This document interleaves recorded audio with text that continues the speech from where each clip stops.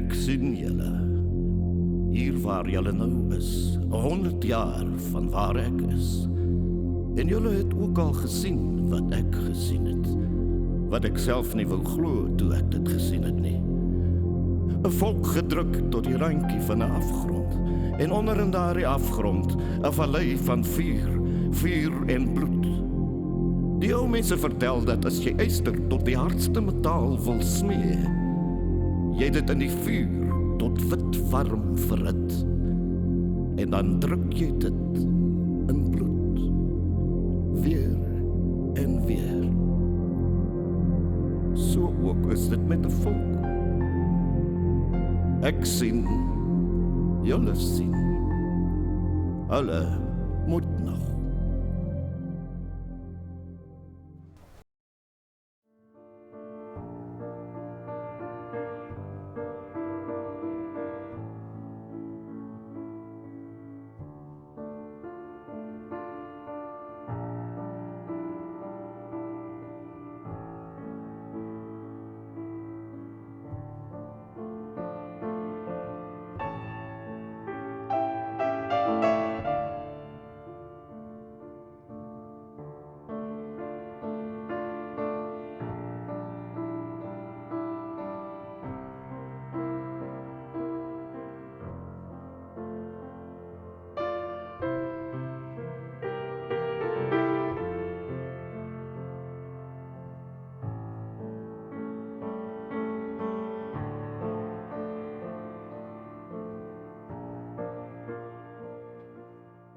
Wat ek destyds as dogter van 16 jaar kan onthou van die Boereoorlog in 1899 tot 1902.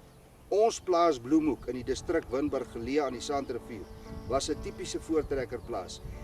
Die werf met 'n groot wit huis het in 'n diep kloof gelê met hoë kliprande rondom. Baie klowe met pragtige helder fonteine, reuse karreebome en doringbome en ook ou wilgerbome. Die grootste adamsvye en die soetste witvye was in ons tuin. My vader, moeder met 7 kinders en my grootvader het daar stil en rustig gewoon. Op die 14 September 1899 is my grootvader oorlede in die ouderdom van 93 jaar. Nou, ek is Kobie van der Hoeven van die plaas Eureka Wesselsbron. Op hierdie plaas Bloemhoek, dit was eintlik 3 plase gewees, die plaas Bloemhoek, Leliefontein en Klipspruit, het behoort aan die eerste Vroneman wat uit Kaapland weggetrek het, van Bruintjieshoogte naby Somerset Oos. Nou hulle het opgetrek onder leiding van 'n ene Meyer. En dit was klein trekke gewees, uiteindelik saamgevloei het in die trek van Piet Retief, waar hulle uiteindelik Natal toe is. Nou, die Vroneman was in die slag van Bloedrivier gewees. Ek het nog 'n geelhoutkas. Volgens oorlewering was hy in een van die waans gewees in die slag van Bloedrivier, waarin lopers en die kruit gebeere en gestoor is. En na die slag van Bloedrivier en die Engelse wat Natal geannexeer het, is die Vroneman Vrystaat toe en hulle op hierdie plaas kom woon. Nou my ouma skryf in hierdie boek. Dit is 'n rooi boekie, 'n exercise boek van 51 bladsye in haar eie handskrif. Presies wat in die 3 jaar gebeur het op hierdie plaas terwyl die Boereoorlog aan die gang was.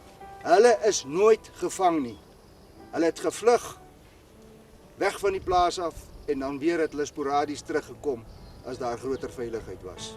Toe die Boereoorlog uitbreek, het my ouma se vader op kommando vertrek na Ladysmith. En nadat die gevegte in Natal opgehou het, het hulle teruggekom na die Vrystaat toe en het hy onder generaal De Wet geveg. Nou met sy terugkom skryf my ouma dat die aand aan huis het hy nog vir hulle gesê, ek sien nog kans om die rooi nekke te spook. In aanhalingstekens het sy hier in die boek geskryf. En daar was geen mans meer in hierdie omgewing op die plase oor gewees nie. En die gerug het versprei dat al die seentjies bokant 12, sê sy, die gaan gevange geneem word en na die konsentrasiekampe teruggebring word. En nou skryf sy hier pertinent as 'n mens nou kyk die omstandighede huidiglik. Sy sê die volk op die plase was verskriklik brutaal gewees en jy kon met hulle niks uitrig nie. Met ander woorde, hulle is opgery deur die Engelse wat in hierdie land ingekom het. En nadat die gerug bekend geword het dat Robertse in Winburg is, het my ouma hulle besluit die waardevolle goed moet hulle in die beeskraal gaan begrawe. Hy het onder andere 'n naaimasjien en breekgoed en ook gereedskap het hulle in die beeskraal gaan begrawe. En sy en haar susters het dit in die nag gedoen sodat die volk nie bewus daarvan was dat hulle die goed weggesteek het nie. Op 'n sekere dag het boere op die plaas aangekom en gesê dat my ouma hulle onmiddellik moet pad gee as gevolg van die feit dat hulle sien hier 'n groot slagting gaan plaasvind hier op hierdie plaas spesifiek. Hulle het toe die wa met die osse het hulle ingespan en hulle is toe hierdie 14-15 myl Ventersburg toe waar hulle tydelik oorgebly het. Nou Adoons, hy het maar die hele tyd hier agtergebly en probeer kyk wat hy kan red en wat te redde is. Met my ouma hulle se terugkeer was dit aaklige tonele wat hulle hier beleef het. Die bilsakke in die huis is oopgeruk. Sy skryf hierso dat die hele werf was wit van die vere gewees. Hulle het omtrent tussen 100 en 200 witganse gehad. Die Engelse het dit op hierdie groot gronddam wat voor die huis was, het hulle almal doodgeskiet. Die Engelse het die hoenders gevang en hulle het opgeëet. Die skape is doodgeskiet, die beeste is doodgeskiet. Dit was een groot verwoesting gewees. Hulle was baie teneergedruk en verslae gewees omdat hulle besef het om op hierdie plase te oorleef is 'n onbegonne taak. Adoons het ook 'n skrikwekkende storie aan my ouma hulle vertel dat hier baie boere is wat oorgegee het. Nou hulle het die boere kakieboere of bloedhonde genoem. En dit was die mense gewees wat uiteindelik volgens my ouma die vaderland aan die vyand gegee het. En sy skryf nog in hierdie boek van haar, die gedig van president Ryds, wat as volg lei: verrader monster, vloek der aarde, verneder skepsel der natuur. Dit is hoe hulle hierdie kakieboere beskryf het. So 3 weke nadat hulle teruggekom het op die plaas, het Adoons hulle eendag kom roep. En hier op een van die klipkoppies het iemand gelê wat dood is. Dit was 'n Engelse Tommy gewees. Hy het op sy rug gelê. En my ouma sê die regterhand van hom was al klaar opgevreet gewees deur die aasvoëls. Nou hy was al in 'n staat van ontbinding gewees. Al wat hulle by hom gekry het, was 'n waterbottel gewees en 'n paar koekies seep. En in 'n leersakkie van hom was 'n paar briewe gewees wat hy van sy vrou in Engeland ontvang het. Nou ouma hulle was vies gewees om aan hom te vat omdat hy in 'n staat van ontbinding was, maar sy het toe nou vir die kinders gesê, vat die briewe dat na die boereoorlog beëindig is, ons die goed vir sy vrou kan terugstuur en vir haar sê waar lê hy uiteindelik begrawe. Nou dit het toe dan ook gebeur dat 'n week later, toe daag hier 'n Engelse Tommy op. Hy is toe nou in elk geval begrawe deur Adoons. Maar 'n week later toe daag hier 'n Engelse Tommy op met 8 swartes. En hulle het laat toe vir ouma hulle aan dat hulle die Tommy vermoor het. Hulle het hom opgegrawe en sy nek was al totaal ontbind gewees, maar hy het die bewering gemaak hulle het hom keel afgesny. En die Engelse Tommy met 6 van die swartes het toe na 'n buurplaas toe gegaan, na een mevrou Coetzee. En volgens wat ouma skryf, is die inligting deurgegee aan die Engelse dat sy het 'n vuurwapen gehad, 'n geweer wat sy begrawe het en hulle die geweer gaan soek. Maar 2 van die swartes het agtergebly en by die kombuis gebly om hulle nou op te pas in die tussentyd.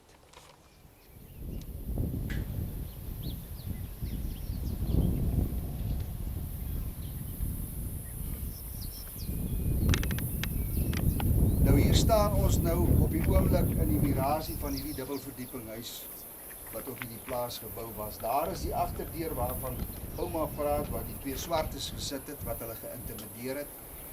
Sy sê en hulle was verskriklik bang geweest en hulle ma het hulle nou maar omarm En dan het sy vir hulle nou uit die Bybel uitgelees en onder andere skryf sy hierso, het haar ma gesê, is die nood so hoog gereken, dat jy nergens uitkom sien, nog heb geen kwaad te vreesen, God, u God, vergeet u niet.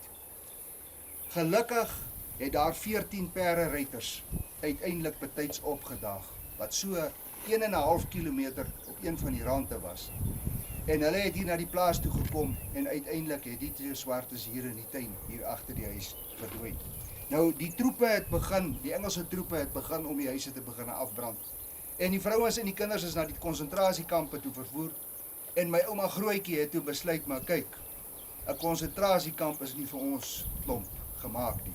Hulle het toe beginne om te kyk waar die gate en slote in die walle van die Sandrivier is. Sy skryf ook hierso, sy sê ja, hulle het in die walle van die Sandrivier, in die klowe en die slote met die klipgate, was vir hulle beter gewees as die konsentrasiekampe. En dan het hulle kos en klere en melk, adoons het van die beeste gemelk wat nog oor was. Dan het hy die melk vir hulle gebring waar hulle weggekruip het so vir 3-4 dae en dan het hulle uiteindelik weer teruggekom huis toe as die gevaar verby was. Ouma vertel in hierdie boek en 'n mens kan sien dat hulle was hewig ontstoke gewees weens die verraad wat plaasgevind het. Sy sê hierso, die kakieboere of bloedhonde soos ons hulle genoem het met swart kommando's uitgetrek. Die besoeke op die plase het snags plaasgevind, meestal so teen hoenderkraai. Dan het hulle op ons afgestorm en boere kom soek gewere en ammunisie. Wanneer so 'n swart kommando die huis binnendring, gebeur dit op die mees brutale wyse. Onder vreeslike gevloek, geskel en dreigemente, sodat ons verskrik en magteloos om ons moeder gestaan het, totdat die swartes na hartelus en willekeur die huis deursoek en geplunder het. Hulle slaan 'n spieël sommer fyn en al wat hulle sien verwoes hulle. By 'n swarte is geen genade nie, dit was ondraaglik. Ons het al gou besef dat ons blootstaan vir baie groot rampe. Die bevelvoerder of aanvoerder van die swartes wat gewoonlik by ons besoeke afgelê het, was 'n boer met die naam van Berg, 'n Winburger. Hy het van 400 tot 800 swartes onder hom gehad en verder het hy ander kakieboere onder hom gehad. Die aanvoerders het nooit self in die huis gekom nie, maar altyd op 'n afstand gebly en soos die son uitkom, dan ry die swartes weg en dit het baie keer gebeur dat 1 of 2 kakieboere net tot voor die deur kom en op hulle perde bly sit.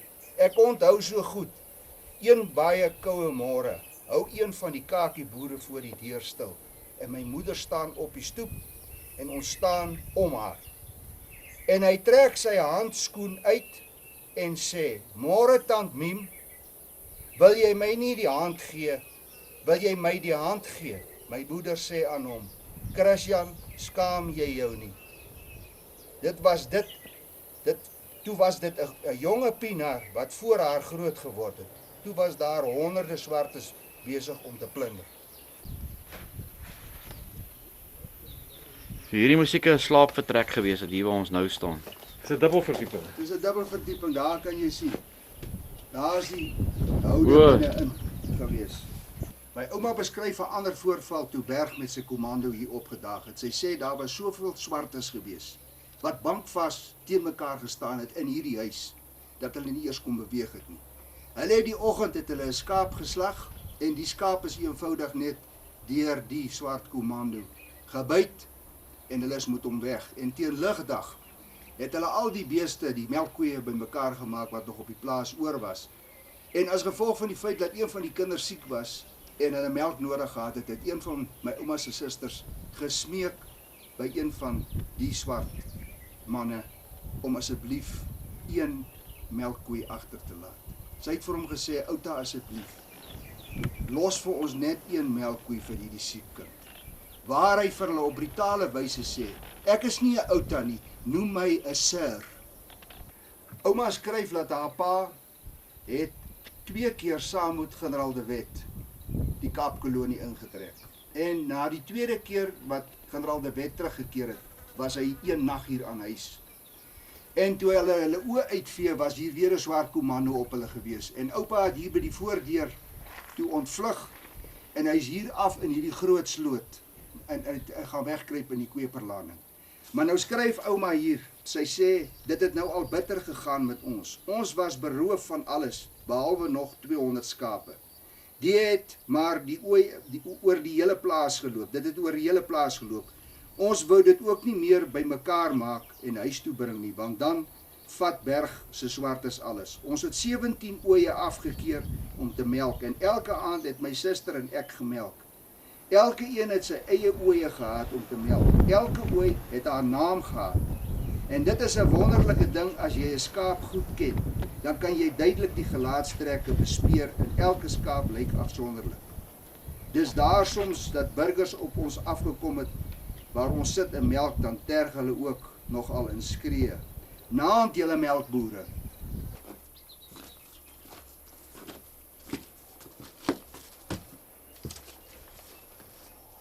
Ouma skryf hier in haar boek, dinge het nou al amper sy hoogtepunt bereik. Ons was so te sê nakend. Sonder kouse en skoene.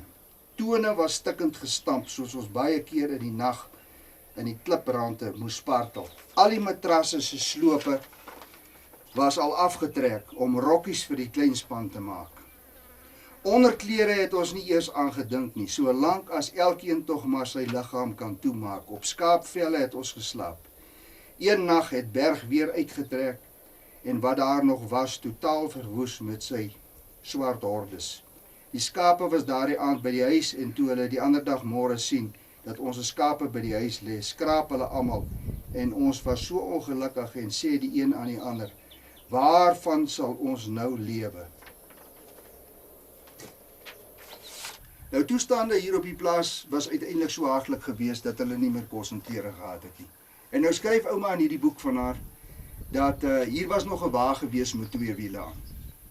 En haar pa het toe 2 wiele gekry op die naburige plaas wat hulle besluit het hulle gaan nou maar trek. Nou skryf sy, ons het nog 'n stuk wa gehad wat die agterwiele ook van verbrand was. Maar my vader het gou 2 wiele op 'n ander plaas gekry. Daar was toe niks meer om op te pak nie. Net maar ons en dieselfde aand is ons nog weg by die wa sonder tent na Vaalbank op 'n plaas in die distrik Senekal.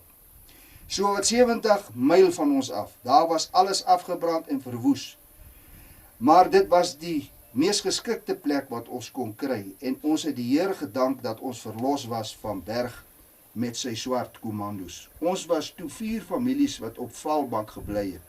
Die ander het weer op ander plase plek gekry. Toe ons daar aankom, ek glo dit was die 3de aand, het ons van die verbrande sinkplate geneem en elkeen het 'n skuiling gemaak en maar gaan slaap. Die ander dag môre toe ons opstaan, sien ons daar is 'n groot dam. En die Engelse het daar omtrent 50 sakke koring ingegooi, wat hulle op die plaas in die blinde kamer en dek gekry het. Ons het toe dadelik van die koring uitgehaal, droog gemaak en op die koffiemeele gemaal. Toe het ons daar weer brood gehad, maar het dit met ons bitter gegaan. Alles was nou op. Vleis het die burgers daarom altyd vir ons gebring. Sout het ons ook nie meer gehad nie. Dan gooi ons maar as en partykeer as die Engelse waans wegtrek, dan tel ons daar stukkies perre sout op. Dit is soos rooi klippies gelyk. Dan was ons dit skoon en ons stamp dit maar fyn om in die kos te gooi. Koffie het ons gemaak van gebrande koring, mielies, droë perskes of erte. Soetigheid het ons nie geken nie, behalwe as iemand 'n heuningnes raak geloop het. Vet was nie te skaars nie, maar wel seep. Ons het 'n soort bossie gebrand en met die as seep gekook. Dit het swaar gegaan. Dit neem partymal 2 weke en nog langer voordat die seep klaar is. Ons het op die grond geslaap op gras. Deur die verhaaltjie te vertel, sy sê toe hulle op die plaas kom, het sy en haar sussie uit die dam gaan bad om hulle self skoon te maak. En 'n vet ribbok het daar uitgespring en in 'n bos verstrengel geraak. En die ribbok het hulle gevang en die ribbok het hulle omtrent uitmekaar uitgeskop.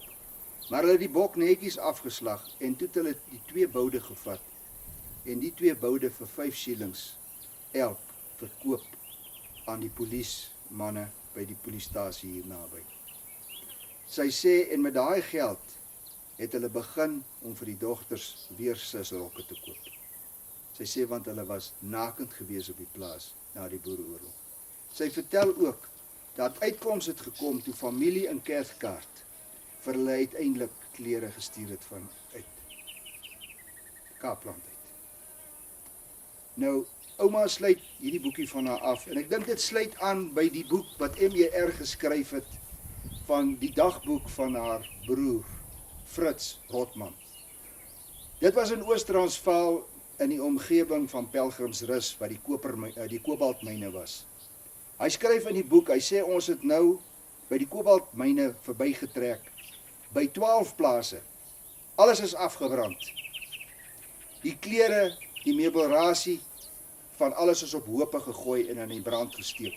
Vrouens en kleinkindertjies trek kaalvoet sonder klere deur hierdie koue winter. En sy inskrywing was op die 26 Junie 1901 en hy sluit die inskrywing af. Hy sê die toestande is so haaklik. En dan gebruik hy hierdie vreeslike woorde. Hy sê God is dood. God slaap. My ouma skryf hier ten slotte. Dit was vir ons hard om na al die smart en lyding ons dierbare onafhanklikheid prys te gee. Ons sou maar nog vertrou dat God op sy tyd iets niets sou skep vir ons arme ou boerevolkie.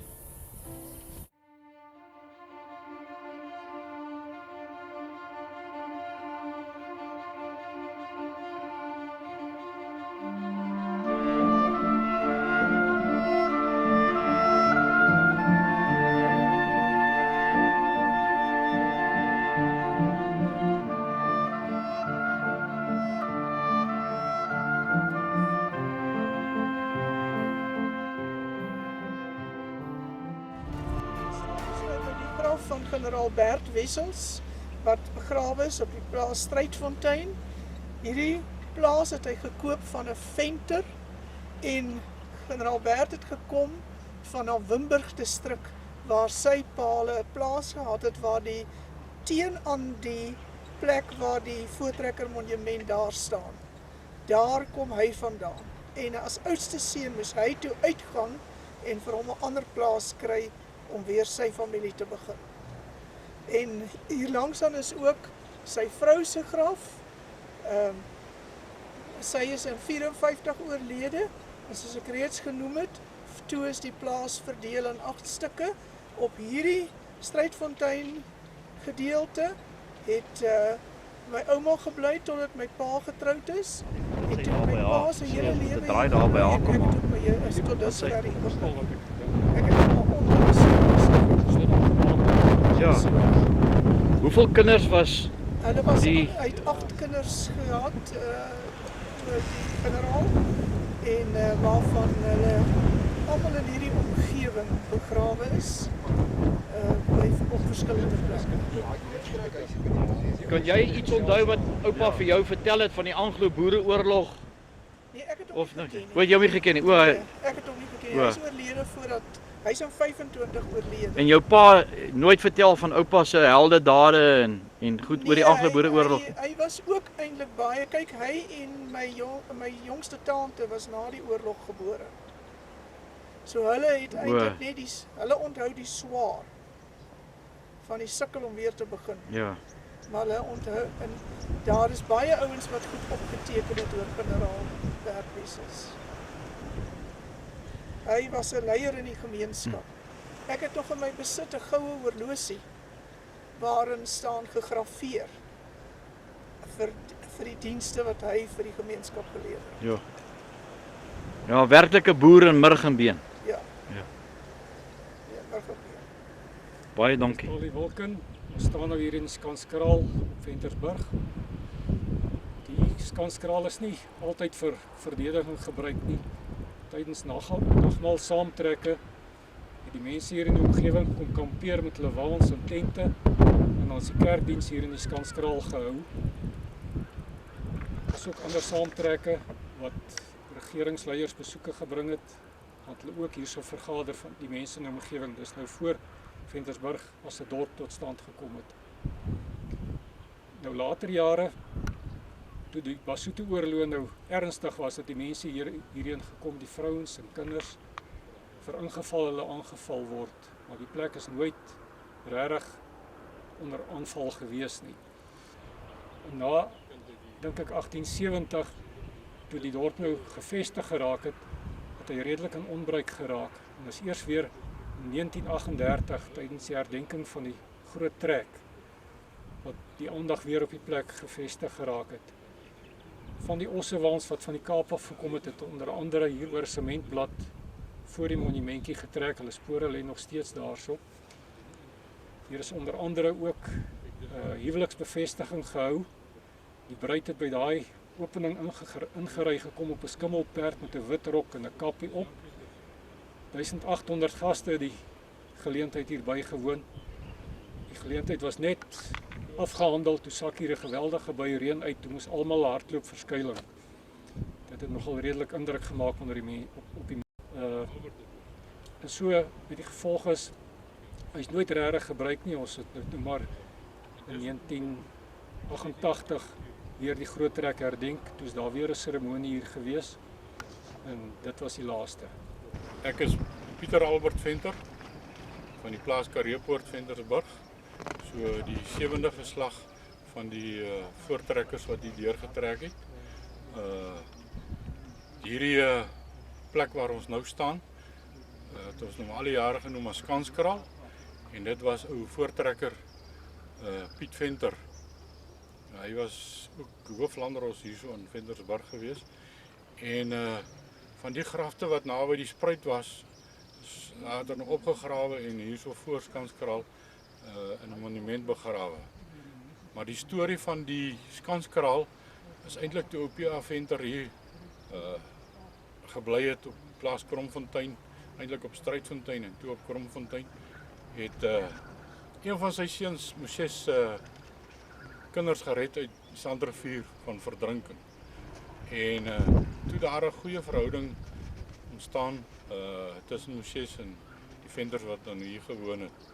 En as 'n blyk van waardering en vrede moes Moses toe vir hulle, het hy toe besluit om 'n wit os te stuur vir P.A. Venter. Maar hy het nie op daai stadium 'n wit os gehad nie, toe het hy 'n geel os gestuur. En toe het Moses sy impies gestuur en hulle het ook hier kom help bou aan hierdie kraal. En so het daar in die tyd wat die Venters hierso op Ventersburg en op Kromfontein gebly het, was daar nooit enige probleme tussen Moses en die boere wat hier gebly het.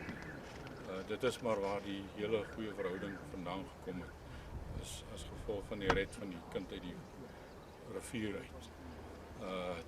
Later het ons nou hierdie grafte opgegrawe wat hier naby die spruit lê en dit hier kom herbegrawe en dit was 'n groot dag gewees en hier is toe gedenkteken opgesit en toe is al die heenderre is in een kus gegooi en dit is toe nou herbegrawe hier en so dit kan enige nou sien waar dit vandaan kom. Hou mense nog enige verrigtinge hier binnekant? Want ek sien, as jy kyk na die monument, daai braas is afgesteel. Ja. Lyk of hy bietjie verniel word. Ja, dit gaan, deesdae is hier omtrent niks meer. Dit was laas met die, wanneer was dit laas? Toe was hier nog 'n verrigting geweest, nou word hier nie meer verrigting. Kyk, op P.A. Venter het hom hier gevestig tussen 1840 en 1850.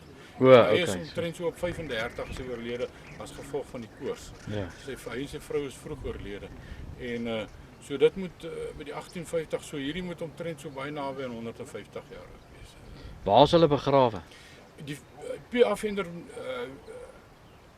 vermoed ons dis hierdie een van hierdie wat hier begrawe is, wat ons uitgegrawe het, hierdie P.A. Venter hier. Maar sy seun, hy het 6 seuns gehad, waarvan B.G. Venter. Hy was eintlik die skenker van die plaas Kromfontein as 'n dorp vir Ventersburg. En so het die Gereformeerde Kerk ook uit die ding uitgeontwikkel. Vandat hulle die ding in 1864 die Gereformeerde Kerk gestig het die dorp eers in 1873 as hy is geproklameer as 'n dorp. So dit het als in die Gereformeerde Kerk bewoon en hulle het erwe uitgesit. Hulle het byvoorbeeld vir die NG Kerk ook 2 erwe gegee en toe die NG Kerk weer later gevra vir 2 erwe en toe het hulle vir hulle nog. Maar as dorp is dit eers in 1873 is die dorp eers gestig Ventersburg. En die stigter en die skenker van die plaas Kromfontein was eintlik 'n BG Venter, dit was eintlik 'n voortrekker Venter se seun. So dis waar eintlik die hele geskiedenis van Ventersburg ontstaan het. En die Venters het saam met Potgieters getrek van onderaf. En hier was baie Venters in hierdie omgewing geweest. Ja, ek wil net laaste sê omdat hierdie skanskraal gebou was in daai tyd was nou maar soos die beeste gesteel was en die aanvalle op die voortrekkers. Dit is hoekom Moses bereidwillig was om, hy het geweet hoe werk dit en hy het geweet van die diefstalle en die moorde en boere wat vermoor word, voortrekkers wat vermoor word. En ja, daarom het hy sy iemand gestuur om te kom help bou met die skanskraal. Ja, en niks het verander van daai tyd af tot nou toe nie. Nee, niks het verander. Niks. Hoeveel boere word nie nou tans vermoor? Ja, dis iets verskrikliks en ja, ons kry Ja, niks verander by hulle nie. Nee, ons kry baie swaar. Dit gaan baie moeilik met om die boerdery deesdae te hanteer met al hierdie dinge wat om jou gaan. Jy weet, dit gaan nie meer oor net die boer en die droogte en die goede nie en die insette nie. Dit gaan nou met jy oralste rondkyk. Ja.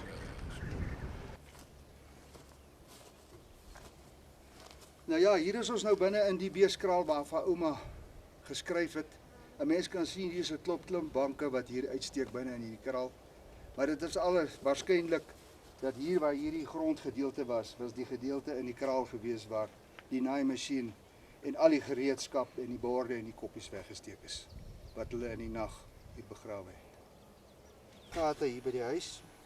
Ek was by 'n vorige geleentheid het ons nog hier van die ou tydse bottels het ons hier opgetel. Ek het onder andere hier 'n Martini Henry doppie opgetel. En as 'n mens hier in die rande loop, hier's nog baie ou 303 doppies wat die Engelse hier afgevuur het.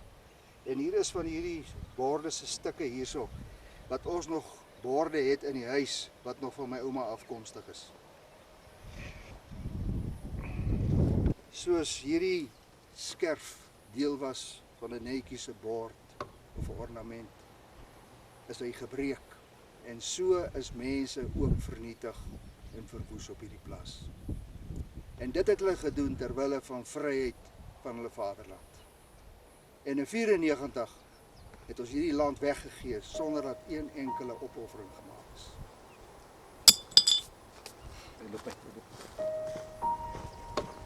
Waar daai ganse en goed opgesit is wat hierso hierdie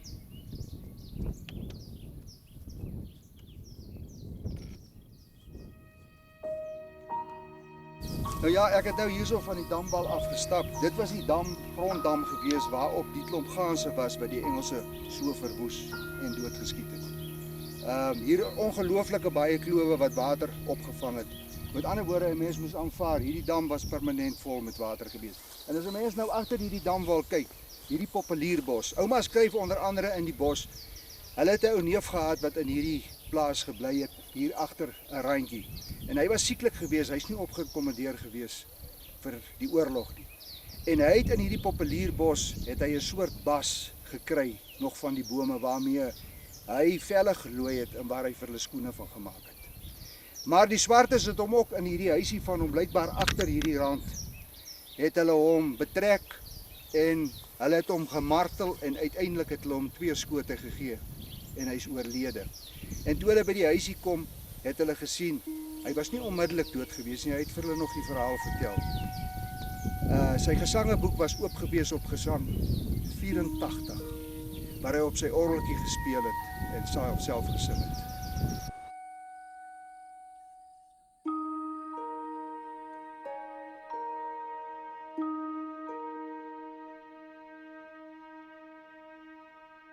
Ons staan nou hierso by die plaas se begrafplaas.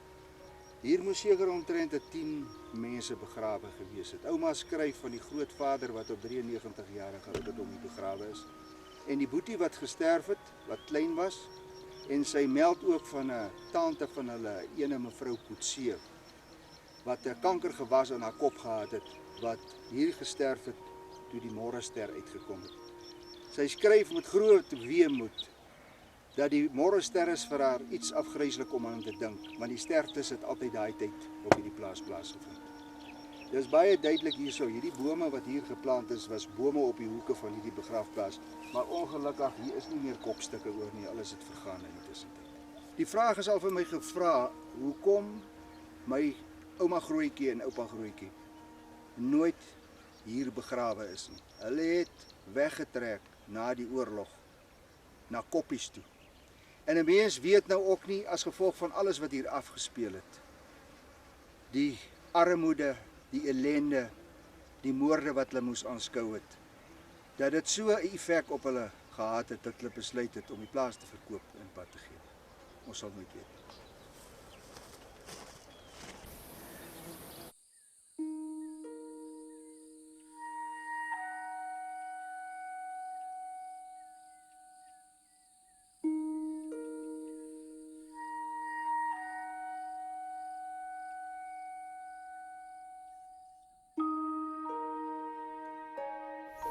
Hier staan ons nou by hierdie vervalle klipmuur aan die een kant van hierdie laagte onderkant, die gronddam.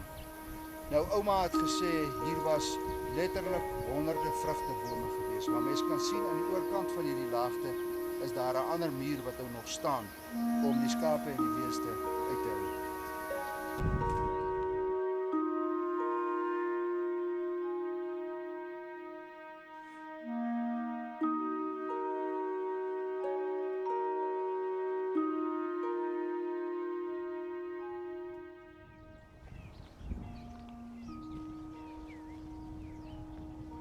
Agter my het ons nou gesien 'n geel perskeboom en ook 'n granaatboom wat plus minus 120 jaar oud is. Hier is een van die granate wat nog vir ons van die boom gepluk het. Nou ja, ons neem nou afskeid van hierdie plaas en as 'n mens die ding moet opsom, dan is dit eenvoudig so dat ons volk is vandag 'n verdeelde volk. Nog nooit in die geskiedenis was ons volk so verdeel nie. En die Afrikaner volk kan jy basies in 3 groepe verdeel. Die eerste groep Afrikaners het na 1994 op die vliegtuig geklim en die land verlaat.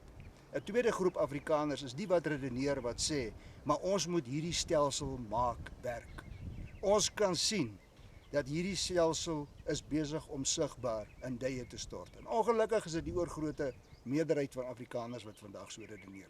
Daar's 'n klein groepie Afrikaners wat nog staan en wat sê, hierdie land is ons land. Ons het niks om verskoning te vra dat ons hierdie land het en dat ons dit op 'n regmatige wyse verkry het. Ons moet een ding vandag hier besef. Die voortrekkers het in hulle testament vir ons 4 belangrike dinge nagelaat. In die eerste instansie 'n vryheidsideaal. Geen volk kan bestaan sonder 'n vryheidsideaal en 'n vaderland nie. Die mense in die Oos-Kaap het getrek om weg te kom van 'n Engelse regering af, wat besig was met 'n filantropiese gelykstellingsbeleid tussen swart en wit. En ook om weg te kom van die ellende van die Tlomkozas op die oosgrens. En daai vryheidsideaal was die dryfkrag gewees hoekom ons voorgeslagte 'n eerste en 'n tweede vryheidsoorlog geveg het. Hoekom daar 'n rebellie was in 1914. Hoekom generaal Hertzog by die wild gaan staan het en gesê het Suid-Afrika eerste. Hy stig die nasionale party en hy het van die taalstryd 'n politieke stryd gemaak. In 1934 is die stryd verder voortgesit deur mense soos Dr. Malang, Hans Strydom, Dr. Verwoerd, Eric Lou, Blakkie Swart, wat die gesuiwerde nasionale party gestig het, om buitekant die ou SAP party die stryd weer voort te sit, sodat ons uiteindelik in 1961 'n republiek kon kry.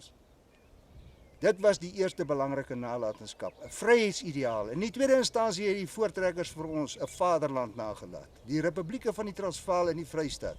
Die groot trek is afgesluit met die totstandkoming van die Sandrivier en die Bloemfonteinse konvensie in 1852 en 1854, waar die grootste moondheid van daai tyd Brittanje ons soewereiniteit erken het. Ons is onafhanklik, ons het ons eie grondgebied. Dit was die tweede belangrike nalatenskap. En die derde, wat seker die belangrikste van alles is, dat die voortrekkers het die gereformeerde leer, die binneland, ingevat. En dit wat in die Waakus was die Hollandse Statebybelse inhoud, die 3 formuliere van eenheid en die inhoud van die katekisasieboek. En dit was ons behoud gewees dat ons vir 350 jaar hier aan die suidpunt van Afrika te kon oorleef. En die vierde nalatenskap is dat die voortrekkers het vir hulle nageslag geleer dat om in Afrika te kan oorleef, jy op staatkundige gebied so moet optree dat elke volk binne sy eie grondgebied oor homself moet regeer. Kobie, as ek vir jou mag vra, ons is nou in Desember 2016.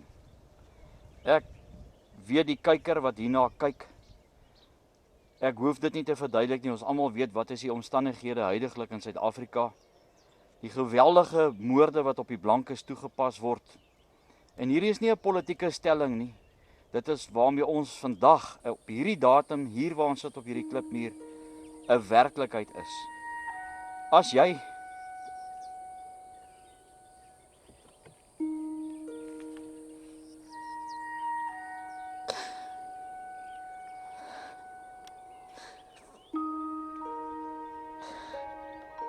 vir die boerevolk 'n boodskap kan gee. Wat is dit wat jy vir hulle sal sê? Wel, die feit bly vir my staan, Aristoteles wat 2 eeue voor Christus geleef het, het gesê dat die geskiedenis van 'n volk die herhaal homself na 'n sekere tyd. Omdat die volkere van die wêreld nie wil leer uit die politieke lesse van die verlede uit nie. En dit wat plus minus 175 jaar gelede plaasgevind het, is feitelik vandag identies besig om homself te herhaal. In die eerste instansie die oorsake van die groot trek. As ons daarna gaan kyk, daai mense op die oosgrens, hulle lewens en hulle eiendom was in gevaar gewees. En in die jaar voor die uitbreek of die totstandkoming in die begin van die groot trek, was daar 460 plaasaanvalle gewees en 23 plaasmoorde. Dit is presies dieselfde wat vandag gebeur. In die tweede instansie het hulle gesit met 'n regering aan die Kaap wat besig was om 'n weifelende filantropiese gelykstellingsbeleid tussen swart en wit toe te pas. En ons voorouers het 'n verzet daarteen gekom omdat hulle geglo het aan die verskeidenheidsbegrip in die skepping. Daar's 'n verskil tussen swart en wit, daar's 'n verskil tussen wit en geel, daar's 'n verskil tussen geel en bruin. Daar's 'n verskil tussen plant en plant enerzijds en daar's 'n verskil tussen dier en dier anderzijds. En dis nie iets wat uit die lug uitval nie. Dit staan alles opgeteken in Genesis 1, waar God gesê het, en hy het dit 10 keer daar gesê. Hy het geskei en onderskei tussen die goed wat hy geskep het, en 2 keer het God gesê, dit is alles goed. Toe hy geskep het, het hy geskei en hy het onderskei. Hy het nie na 10 of 1000 jaar oorgeskape nie, want hy het volmaak geskape, het hy gesê. So, dit was die tweede ding. In die derde instansie was dit die finansiële faktore gewees. Ons moet net aanvaar dat in 1834 het die 6de Xhosa-oorlog plaasgevind. 15.000 Xhosa het oor die grens gekom. Alles is verwoes.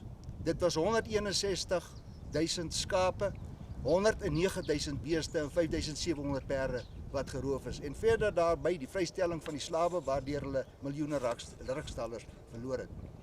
In die vierde instansie was dit die Kaapse Kerk, wat die voorloper was van die NG Kerk gewees, wat die banvloek oor die groot trek uitgespreek het. Die mense wat in afsondering wou gaan leef, hulle het vir hulle gesê, ons weier om julle die sakramente, die heilige doop en die nagmaal te bedien.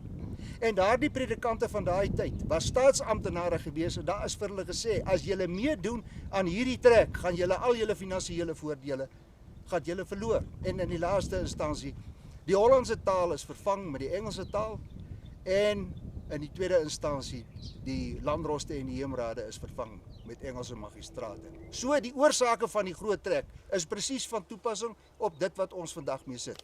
En wat die groot trek self betref, daai mense het getrek die binneland in en die binneland was woes en leeg gewees. 10 jaar voor die ontstaan van die groot trek het die Divakana uitgebreek, die uitdelgingsoorloë van Tshaka en Silkaats. Hier was nie mense in die binneland gewees nie. Hier was enkele swart groepies mense gewees omdat hulle gevlug het vir Moslikaats en ook vir Tshaka. En die voortrekkers het hier ingetrek omdat God hierdie ruimte vir hulle geskep het. Vandag sit ons met 'n tweede groot trek. 100.000 Afrikaner kinders wat na matriek is hulle op die vliegtuig, hulle gaan werk oor see. Dis 'n tweede groot trek. En in die derde instansie sal ons dit ernstig weer moet oorweeg om vir 'n derde keer weer 'n gelofte te maak met God. Die eerste gelofte is afgelê by Bloedrivier en die tweede gelofte op die voorhand van die uitbreek van die Eerste Vryheidsoorlog. En dit is maar net eenvoudig so, met hierdie nuwe grondwet wat aanvaar is die drie-enige God uitgeskryf uit hierdie grondwet en hy's vervang met 'n menseregte handves. En presies wat met Israel in die woestyn gebeur het met die Afrikaner volk gebeur. Ons het 2 groot volksstemmings gehou. Die eerste was in 1983 met die inwerkingstelling van die 3-kamer parlement. En toe het die Hindu en die Boeddhis en die Mohammedaan ingekom. Hulle het ingekom en in 1992 met die volgende referendum het die swart voorgeeste, Afrika vaderslike voorgeeste, het in die parlement ingekom. Daar is nie meer sprake van 'n drie-enige God nie. En as 'n mens in retrospeksie gaan terugkyk, dan sit 'n mens net en dink wat in 83 gebeur het. Daar sit die ou groot krokodil P.W. Botha met sy hele caucus, met die nasionale party en die oppositiepartye, en toe daar gestem moes word dat die Hindu en die Boeddhis en die Mohammedaan moet inkom, was daar nie een man wat opgestaan het en gesê het, hier trek ek 'n streep in die sand, ek gaan nie verder nie. Daar was nie een Caleb en Joshua gewees wat gesê het, ek gaan nie verder nie. Daar was nie 'n Martin Luther wat opgestaan het, soos hy opgestaan het teen die Romeinse kerk en sy 95 stellings vasgespijker het en gesê het, hier staan ek kan nie anderster nie, God help my. Wie van ons volk ken nog die geskiedenis van Polycarpus? Polycarpus het geleef, die geslag na die 12 apostels van Christus. En hy was 'n baie vooraanstaande, gesiene man. En hy was 'n gelowige mens gewees, hy was 'n volgeling van Christus gewees, want daar was 'n geweldige vervolging van die volgelinge van Christus. En op 'n sekere dag het hulle hom gedreig dat hulle sy vrou gaan doodmaak. En sy antwoord was aan hulle gewees, as julle my vrou doodmaak, is sy onmiddellik by Jesus. En op 'n sekere dag, toe gryp hulle vir Polycarpus. En Polycarpus het alles bely. Hy het bely Christus se maagdelike geboorte, die feit dat hy 33 jaar op hierdie aarde was, die feit dat hy die seun van God is, dat hy aan die kruis gesterf het, dat hy opgevaar het na sy Vader toe. En hulle gryp hom die dag en hulle sleep hom daarso na die brandstapel toe. En toe hulle hom op die hout vasbind, toe pleit hulle nog en hulle sê vir hom, asseblief sweer hierdie dinge waaraan jy glo. Sweer dit af en ons los jou uit. En luister wat sê Polycarpus vir hulle. Hy sê, die dag toe Christus na die kruis toe geloop het ter wille van my sondes, het hy nie omgedraai nie. Ek is ook nie bereid om te draai nie. Vat die vuurhoutjie en steek my aan die brand. Ons volk moet terugkeer na God Almagtig.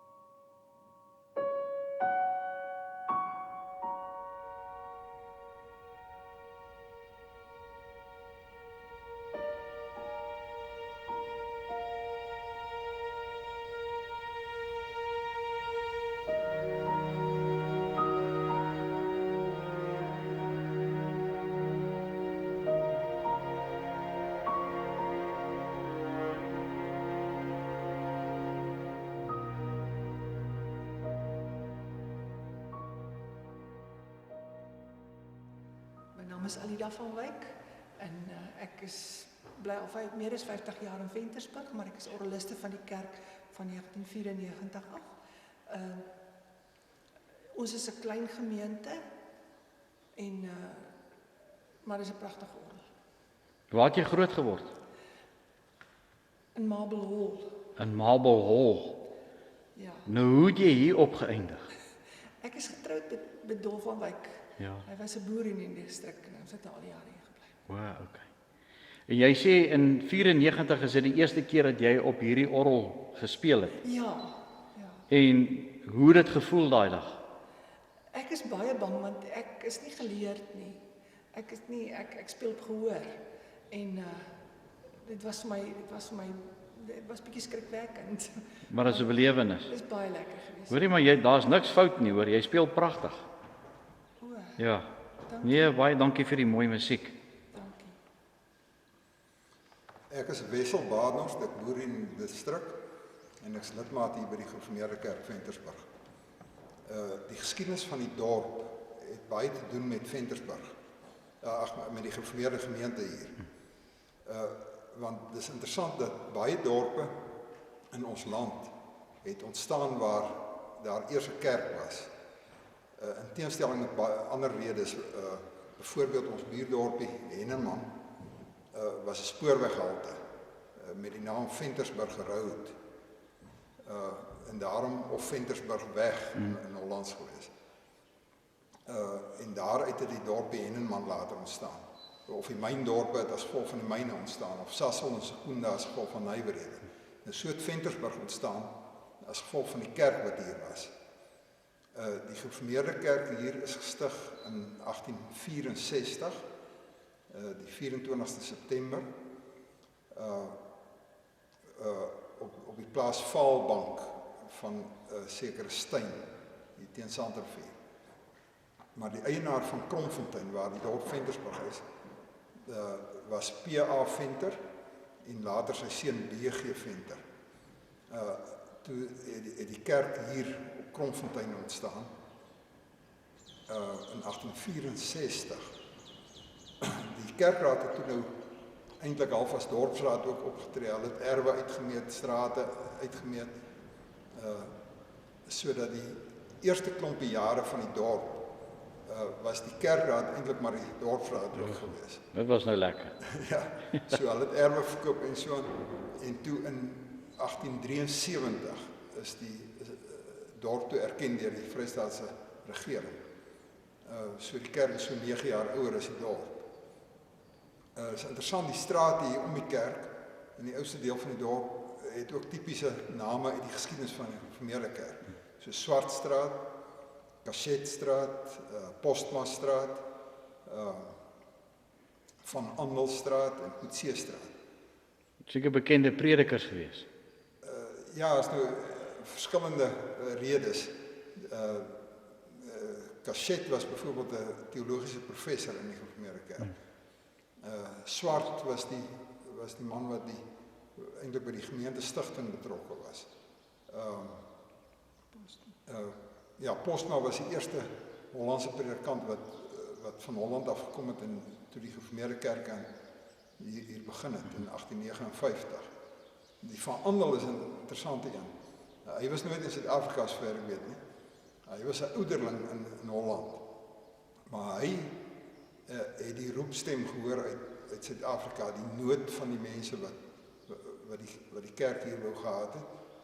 En hy het bietjie vuur gemaak onder die Hollanders, sodat hulle iemand moet stuur, en as gevolg daarvan is Postma toe nou hier. Ek ben erg verdomd. Ja. Nou wat gebeur het, die dominee Postma, Dirk Postma, het tussen Rustenburg in Wes-Transvaal, waar die Gereformeerde Kerke eintlik ontstaan het in 1859, en Burgersdorp in die Oos-Kaap, het hy heen en weer getrek, die gemeentes bedien. En toe hierdie B.G. Venter het hom toe hier by Sanderveer voorgestaan en vir hom gesê, maar hulle wil hier ook dienste hê. En so het hy dan nou elke keer as hy hier verbygaan hier dienste gehou. Dit was nou hier van 1862 af. En toe in 64 is die gemeente toegestig. Vir baie jare was Ventersburg toe die enigste gereformeerde gemeente noord van Bloemfontein. Eintlik noord van Reddersburg gewees. Sodat 'n groot deel van die Noord-Vrystaat is eintlik se gereformeerde kerke is maar afgestig van die Gereformeerde Kerk Ventersburg. Miskien kan ek net iets interessants vertel oor die ou traporgeltjie. Die Ek moet nou nie vertel wat ek nou gesê het van my asma probleem nie. Die kerk het nie 'n musiekinstrument gehad vir sangbegeleiding nie.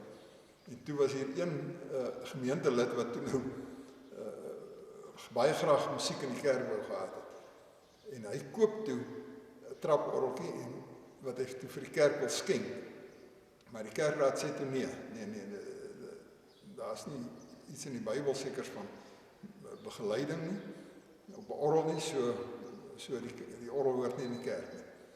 Nou, hy skenk toe maar die orgel aan een van sy dogters. En 'n paar jaar later toe probeer hy weer met die tweede orgel. Die kerkraad sê nog steeds nee, en die tweede dogter kry 'n orgel. En toe besluit hy nee, wat hy gaan bietjie meer drasties optree, koop toe die derde orgel en hy bring hom kerk toe. Tot groot ontsteltenis van die kerkraad, maar hy veg toe die ding deur. En toe sê hulle goed, hy kan die orgel in die kerk speel, maar hier binne in die kerk nie, maar wel in die konsistorie. En toe die orgel eers in die konsistorie gestaan. So die gemeente kon hom nie sien nie. En toe ruk later eers dat hy toe die verlof gekry om die orgel in die kerk in te bring. So dit was die eerste orgeltjie. En toe in 1930 is hierdie groter orgel toe nou ingesit vir kom uit Duitsland, 'n Walker orgel, soos jy gehoor het, met 'n baie mooi klank. So dis nou al 86 jaar wat die orgel nou al die gemeente sang begelei. Die traporgeltjie daar waar hy nou staan, is dit waar hy oorspronklik gestaan het? Nee, ek dink dis maar vir uitstalling. Maar net vir uitstalling. Ja, wat nou op die verhoogie daar staan, ja. Maar jy sê ook die kerk het ook 'n tragedie beleef, weer eens deur die Britte in die Anglo-Boereoorlog. Ja. Wat het gebeur? Wat gebeur het, kyk die Engelse se opmars het van die suide van Bloemfontein af gekom, by Junkson's Drift, dink ek is hulle oor die Sandrivier. Generaal Hamilton was in bevel. En toe het hulle Ventersburg ingeneem en eintlik die hele dorp afgebrand.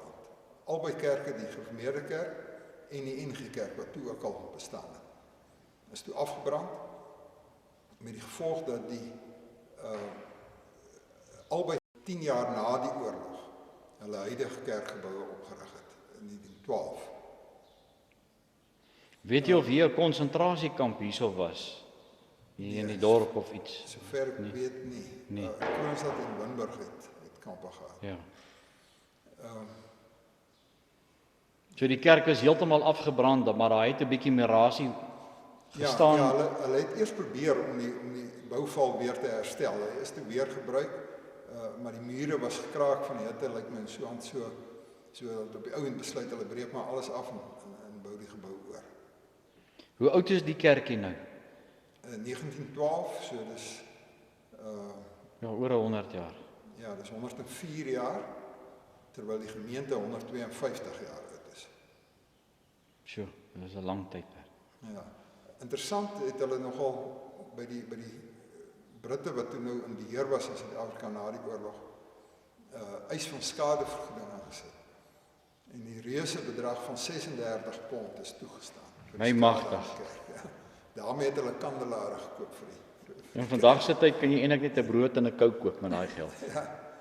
Ja. Maar die kerk in 1912 het, ek kan nie presies 'n bedrag onthou nie, maar is 1100 pond gekos. 1100 pond. So die kandelare wat hierso hang, het hulle nou met daai geld gekoop. Ek weet nie of dit hierdie is nie. Nee, want dan stuur ons dit terug vir Victoria. Ja. Nee, so met ander woorde, die dorp Ventersburg se geskiedenis het eintlik nou maar 'n noue band met die geskiedenis van die gereformeerde kerk Ventersburg. Ja. Hoeveel mense is hier nog in die kerk? Min of meer. Kyk, dit wissel maar. Hoeveel? So 50. So 50. As ek nou vir jou mag vra, nee. As jy nou 'n kans het wat jy nou het, en as jy dit nou nie doen nie, daar's geen druk op jou om dit te doen nie. En jy wil nou vir die boerevolk, terwyl ons nou vandag hierso staan in hierdie kerk, 'n boodskap stuur.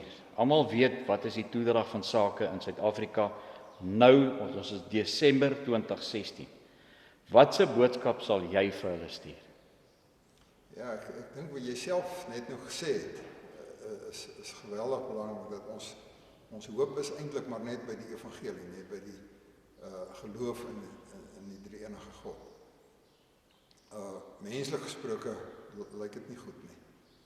Maar dit beteken nie dat ons nie 'n verantwoordelikheid het nie, nee.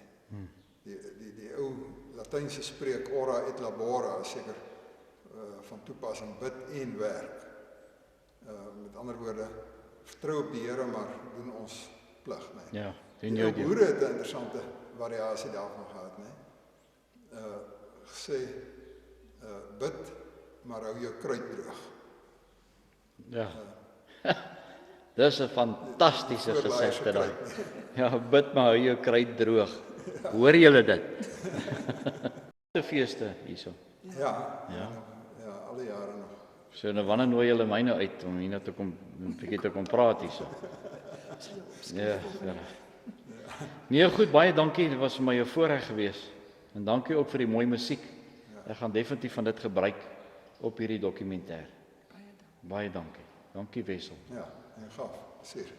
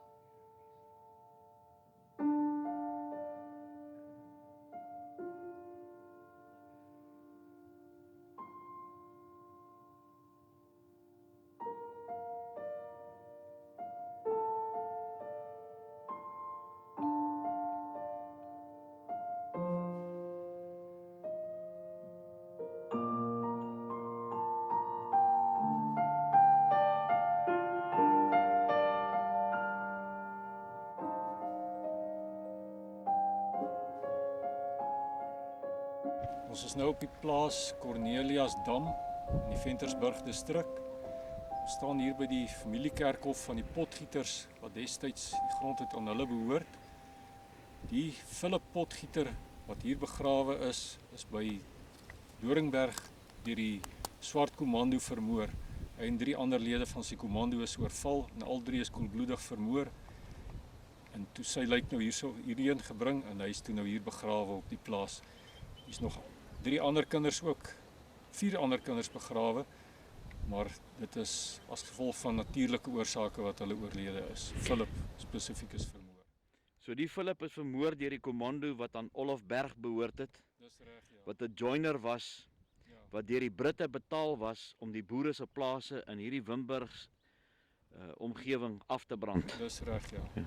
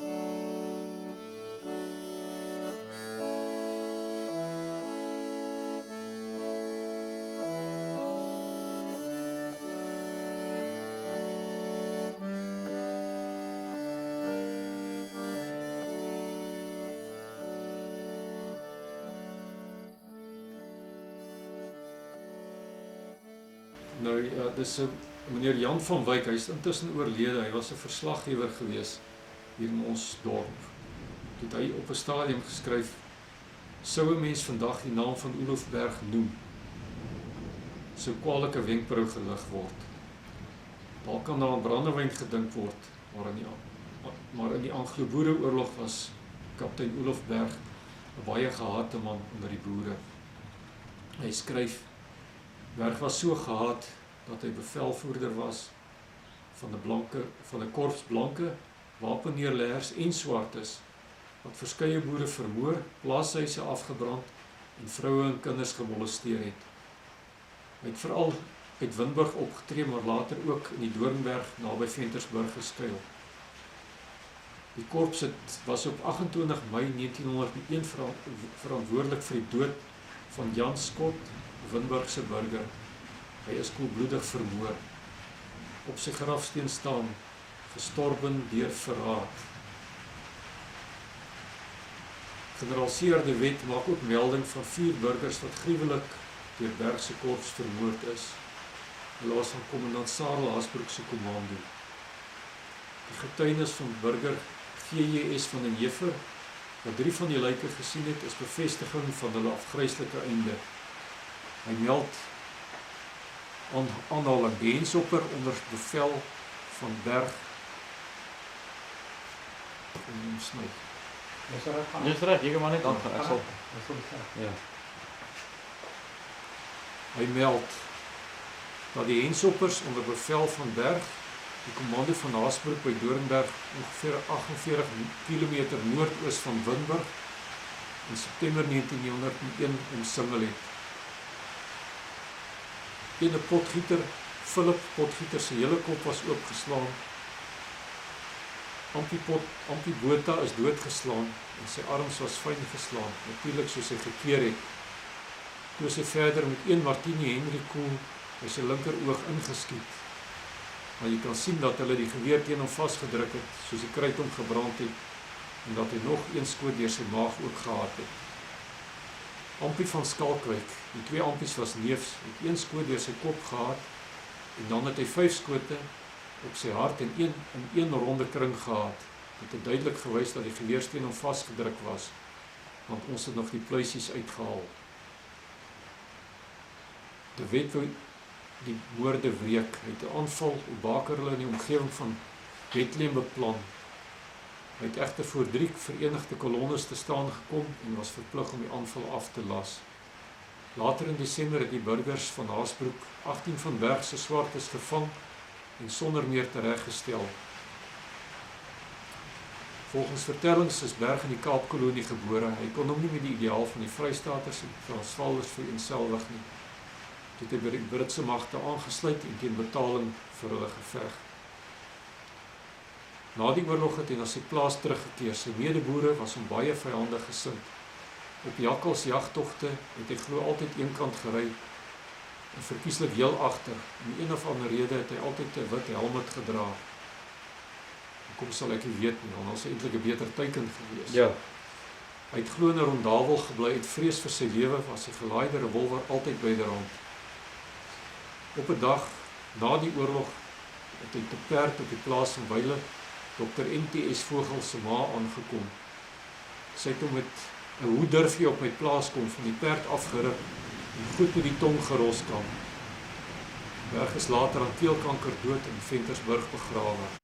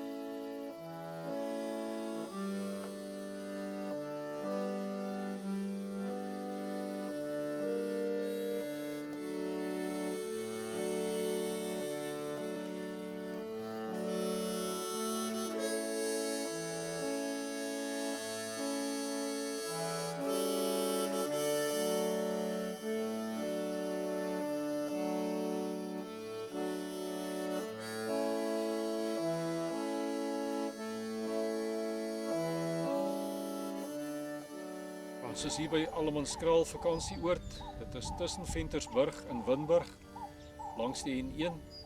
Ek wonder hoeveel mense is bewus van die feit dat hierso 'n veldslag plaasgevind het tydens die rebellie.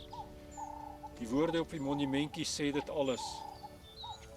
Hoeveel van die dinge is vandag nog van toepassing op ons, die woorde wat daar op die monument geskryf staan.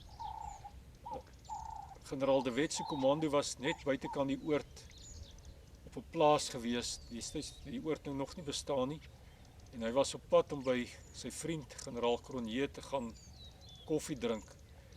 Hy en sy geleide van 30 man ry toe hier verby en sien toe dat daar 'n mag van die regeringstroepe langs die pad lê, en op 'n kort afstand het die persone op hulle begin skiet, en dis nou waar hierdie persone gesneuwel het en waar die tragedie homself afgespeel het. Die rebelle kommando het toe nou wel later opgedaag om hulle die vyand te verdryf, en hulle het hulle oor die rivier verder verdryf. Ja, dis eintlik 'n baie geskiedkundige plek waar ons nou tans staan. Om te dink hierdie manne het nie geskroom om te veg vir my en vir jou vryheid, sowel as ook vir die kyker wat daar na hierdie program sit en kyk. En die woorde is net treffend, want ons sit vandag in Desember waar ons nou tans in is, met dieselfde vryheidsstryd om ons eie grondgebied te kry. En as ons nie op gaan staan vir ons vryheid nie, presies die woorde wat MP van Wyk Lou daar sê, dit is nie eers gevaarlik dat 'n rebellie misluk nie. Wat gevaarlik is dat 'n hele geslag sonder protes sal verbygaan. Ek sê nie ja, vat jou wapen op en gaan veg nou nie. Ons weet nie wat ons hemelse Vader vir ons inhou nie. Maar hierdie ouens het nie geskroom nie. Laat dit vir ons 'n les wees. Nee, vir die toekoms ook. Dat hulle net sulke doodgewone mense soos ek en jy was, Tally. Maar hulle het geglo in hulle God, hulle het geglo in hulle land, en hulle het geglo in hulle vryheid. En hulle saak was reg. Ja. Hulle wou nie 'n vreemde land gaan roof nie. Dis waaroor. Ja, en hulle het hiernatoe gekom. Ons voorgeslagte het hiernatoe gekom, nee, om 'n bestaan te maak. Net soos enige volk sy reg gegeen moet word om 'n bestaan te maak. Ons het niemand se grond kom steel hierson nie. Daai nonsens moet gestop word. Nee, ons het kaart en transport vir ons plase in hierdie land. My naam is Louis Shadina. Ek bly in Welkom. Ek het 'n geweldige groot belangstelling in ou geskiedenis en in besonder geskiedenis van ons omgewing. Hier waar ons staan op die oomblik is Virginia Munisipaliteit begraafplaas, en hierdie blok is bekend as die militêre blok hierso. Waar ons net direk agter my is die manne wat gesneuwel het met die rebellie van 1914. Dit is toe generaal de Wet hier by Virginia Siding deur die spoorlyn gebreek het op vlug, waar hy later van jare by Waterbury naby die Molopo rivier gevang is. 'n Bietjie laer af is die grafte van ons jong manne wat in die Bosoorlog gesneuwel het, en direk agter hulle is die gedenkmeld van hierdie wêreld. Aan heidaglik op die perron van Virginia Siding, van omtrent wat hier gebou is ongeveer 1892, 1893. Hierdie spoorlyn het in 1891 is 'n besluit in Bloemfontein gemaak om die spoor te bou. Op daai stadium was daar nie duidelikheid of die spoor in die huidige posisie sou gehad het, of hy meer na die Oos-Vrystaat toe gegaan het en dan daarna na die ZAR se kant toe. Hou in gedagte dat hierdie spoorlyn kom van Port Elizabeth hawe af. En die spoorlyn van Oos-London hawe koppel aan hierdie spoorlyn hiernatoe. Die ander spoorlyn was van Kaapstad af Kimberley toe, en dan het dit gegaan wat ons vandag nou ken as Zimbabwe. Daardie jare was dit Rhodesia toe. Daar was 'n spoorlyn wat gekom het van Durban af, wat ook na die ZAR toe gegaan het. Ons moet in gedagte hou, goud is geontdek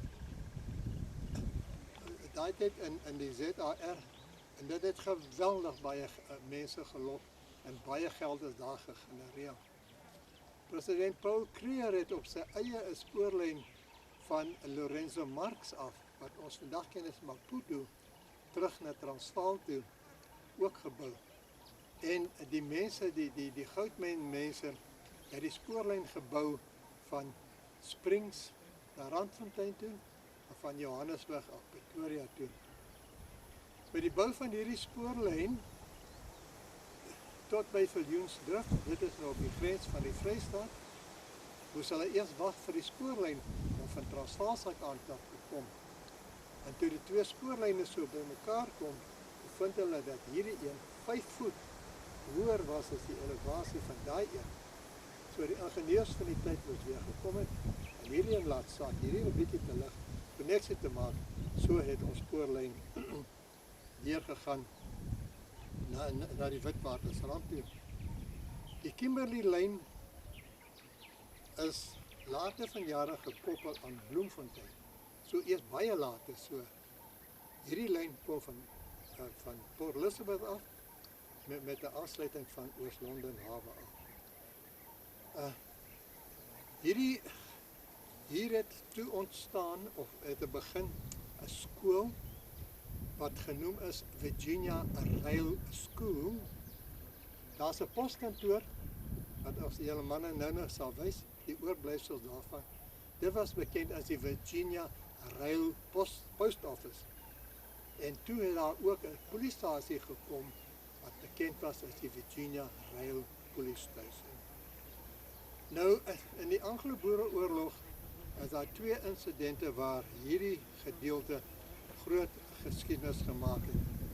Die eerste was op 10 Mei, toe daar oorlog gedoen is, en soos die boeremagte teruggeval het, was Lord Roberts en die Engelse bevelvoerder hierso, en generaal Koos Dellery was saam met die Vrystaatse burgers, en is hier waar hy toestemming gekry het, hy is terug Wes-Transvaal toe, en generaal Louis Botha, wat op daai stadium van die Natalse gebiede afgekom het hier beheer oorgeneem.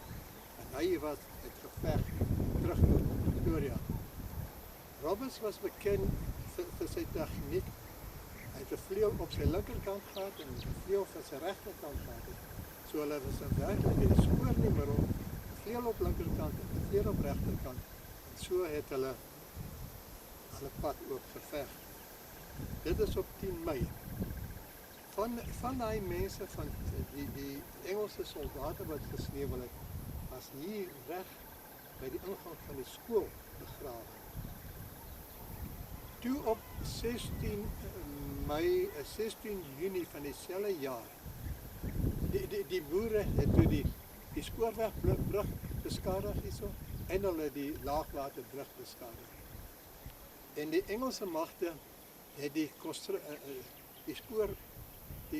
konstruksiewerk oorgedoen, die pad ook reggemaak. En terwyl hulle daarmee besig was, het Paul Roux, wat op daai stadium 'n predikant is, hy was ook 'n veggeneraal, het met manne uit die Suidoos-Vrystaat uitgekom en die Engelse magte hier aangeval, hier by die huidige brug. Dit is daar waar Major Seymour gesneuwel het. En sy geskiedenis vind ons in die boeke. Hy was iemand uit Amerika uit. Een van sy luitenante kom ook uit daai wêreld uit. En dit is daai geweldige groot standbeelde wat opgerig is waar Seymour gesneuwel het. Daai grafstene is later van jare verwyder en herbegrawe in die Kroonstad Militêre Begraafplaas, daar in Noordstraat. Nou kom ons met die rebellie. Ons ken die geskiedenis van generaal De Wet. Daaraan gaan ek nou nie veel aandag gee nie. Maar die geskiedenisboeke sê dat toe generaal De Wet en sy manne in Windburg gekom het, was daar havoc. in die gebied. Die spoorlyn is plek beskadig en generaal Louis Botha en sy manne het met die spoorlyn afgekom tot hier wat ons vandag ken as Tennyson. Daar het hy op die spoorlyn gekom en reg tot in Windburg geneem. Toe daai mense van Windburg nou besef dat Louis Botha en sy kanonnes agter hom en toe die eerste skote klap, toe vlug hulle na Mushroom Valley toe, afvegte en die regeringmanne agterna. Daar het hulle gedraai, het hulle opgekom deur die Vrystaat. Toe was daar nog 'n groot aantal burgers by. En hierso het kolonel Brandt die spoorweg soldate en almal hiernatoe gekom soos die wet opgewees het. Tally sê jou meer vertel van daai gedeelte. En hier het die wet 'n groot gedeelte van die manne teruggestuur na die Oos-Vrystaat. En hy en 'n klomp manne is hier oor die brug. En verder aan, al langs die Sandrivier, waar die Sandrivier by die Vetrivier by mekaar kom, dan sal dit tot by waar die Vaalrivier kom, oor die rivier, en dan is alles op pad dan die Molopo toe, agter generaal Marits toe. En daar is die generaal en sy paar manne wat nog oorgebly het gearresteer. Die plekkie se naam is Portlebury. Die ou geskiedenisboeke sê vir ons omtrent 15 myl suid van die Molopo. Nou, van die manne wat hier, die regeringsmanne wat hier gesneuwel het, was hier na die ingang tot die skool toe, op regterkant was die manne van 1900, en hulle was op 1914 gedeelte, in die teenoorgestelde kant gehad. Dis nou daai manne wat herbegrawe is in die Virginia militêre gedeelte daar so. Van hier af gaan ek julle wys waar is die skool gewees, waar die poskantoor is. Van daar af gaan ons na die brug toe. En as ons daar klaar is, gaan ons uitry en waar die huidige pad is waar die oorspronklike polisiestasie gewees het. Baie dankie. Dit is ongeveer so 30, 35 jaar terug dat ek die eerste maal hier gekom het. Op daai stadium het ek navorsing gedoen op die Meinhard familie en hier in hierdie wêreld het ek meneer Meinhard en sy suster geontmoet. Hulle het gebly in huis nommer 10 van die 12 huise wat hierso op die spoorweg by die siding gestaan het. Sy pa het gewerk op die spoorweg as 'n beater en hy was baie trots daarop gewees. Hy het my deur hierdie wêreld gevat. Ons het tree vir tree het ons hierdie wêreld deurgeloop. Dit is waaroor my kennis van Virginia siding so goed is.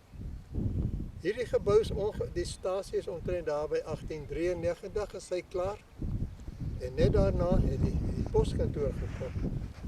Die poskantoor was bekend as Virginia Rail Post Office. Dit was 'n geweldige belangrike kommunikasiepunt vir hierdie omgewing.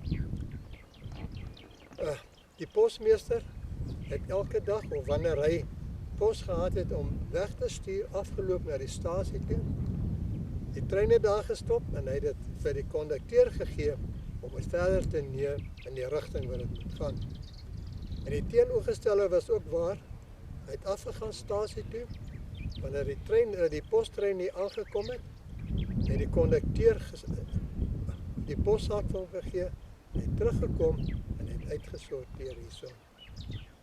My ma was 'n Meinhard gewees. Sy is hier op 'n plaas gebore. Haar pa was 'n bywoner op 'n plaas gewees. En ek het van sy dokumentasie gesien in die spoorweg wat hy geld gevra het vir daai jare. Dis geweldige groot onkostes wat hy het. Die ouma was 'n nooi iemand gewees en sy is getroud met met 'n Liebenberg. En Liebenberg se eerste vrou is oorlede en haar kinders was ouer gewees as wat die nuwe bruid gewees het. Dit is waar my belangstelling die eerste maal in Virginia Siding gekom het. Nou toe ons hier afkom, sien ek hier's nog 2 geboue wat al besig is om af te breek. Dit is nie my keuse nie. En ons het so vinnig genoem dat hierdie poskantoor, die poskantoorgebou word ook as 'n plaasinstrument gebruik. Maar hoe pragtig sou dit gewees het as hierdie plek kon gerestoreer gewees het.